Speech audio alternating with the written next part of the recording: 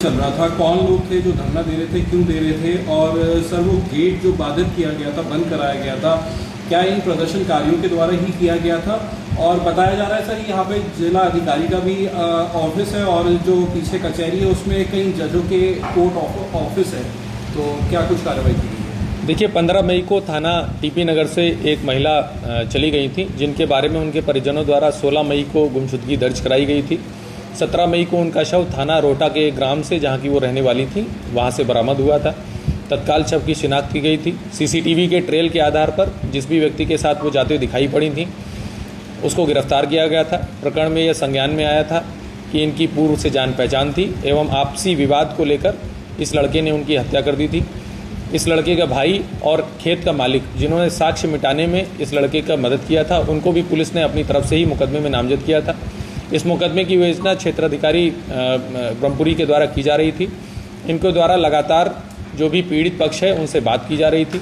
कल भी वो उनके घर गई थी और जितने परिजन हैं उनके द्वारा विवेचना पर संतुष्टि भी जताई गई थी, जिसके वीडियो साक्ष्य भी हम लोगों के पास मौजूद हैं।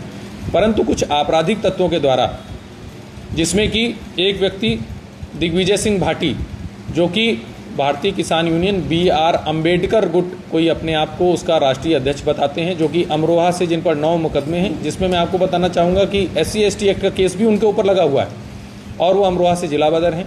उसके अलावा नोएडा के एक रवि गौतम, जिन पर 4 मुकदमों का आपराधिक इतिहास हमें मिल चुका है, अन्य की जानकारी की जा रही है।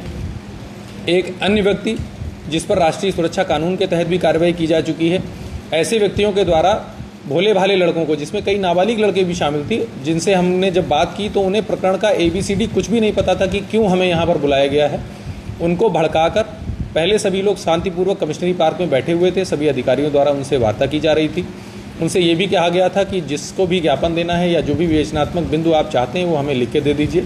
उस पर कुछ लोग राजी भी थे, लेकिन इन आपराधिक तत्वों के द्वारा उन्हें भड़काकर कलेक्ट्रेट के गेट के सामने रोड जाम की गई, जिससे आने जाने वाले लोगों का आवागमन बाधित हुआ। जितने अधिकारीगण हैं उनका आवागमन बाधित हुआ। इनसे लगातार वार्ता जारी रही, लेकिन बहुत लंबा समय निकल जाने के बाद में और सारी चेतावनी इन्हें दिए जाने के बाद में इनको आवश्यक न्यूनतम बल का प्रयोग कर वहाँ से हटाया गया है। इस प्रकरण में जिन लोगों के द्वारा ये अराजकता फैलाई गई है और जिनका जिस प्रकार का आपराधिक इतिहास है, उनके विरुद्ध सम्यक धाराओं में थाना सिविल लाइन पर मुकदमा पंजीकृत किया जा रहा है। इस प्रकरण में अभी तक 5 लोग हम लोग की हिरासत में आ गए हैं। अन्य लोगों के लिए हमने टीम लगा दी है और इस प्रकार की अराजकता बिल्कुल भी बर्दाश्त नहीं की जाएगी।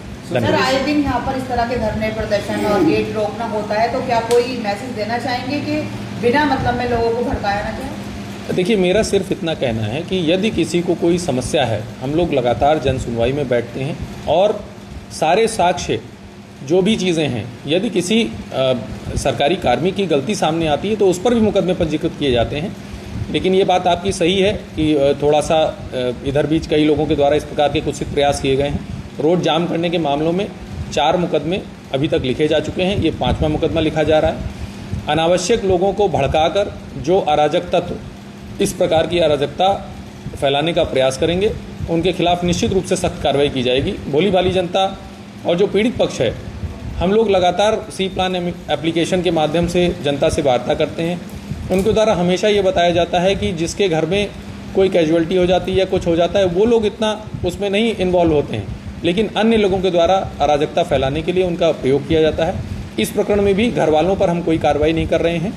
जो इस प्रकार के अराजक तत्व हैं, जिनके ऊपर पहले से भी मुकदमे पंजीकृत हैं और जिनका ये अगर हम कहें कि एक धंधा सा बन गया है कि इस प्रकार का जाम लगाएंगे और दलाली करेंगे, उन पर निश्चित रूप से हम लोग अभी भी और भविष्य में भी सख्त से सख्त कार्रवाई करेंगे। सर, पीड़ित परिवार को बहला फुसला करके कुछ लालच दिया गया था लाइसेंस और मुआवजे को लेकर के, जी भी सड़क जाम किया गया? जी, इसके बारे में भी हमारे पास ऑडियो रिकॉर्डिंग और सम्यक साक्ष्य मौजूद हैं कि कुछ लोगों द्वारा जो पीड़िता का भाई है उसे लगातार प्रलोभन दिए जा रहे थे, कई प्रकार के प्रलोभन दिए जा रहे थे।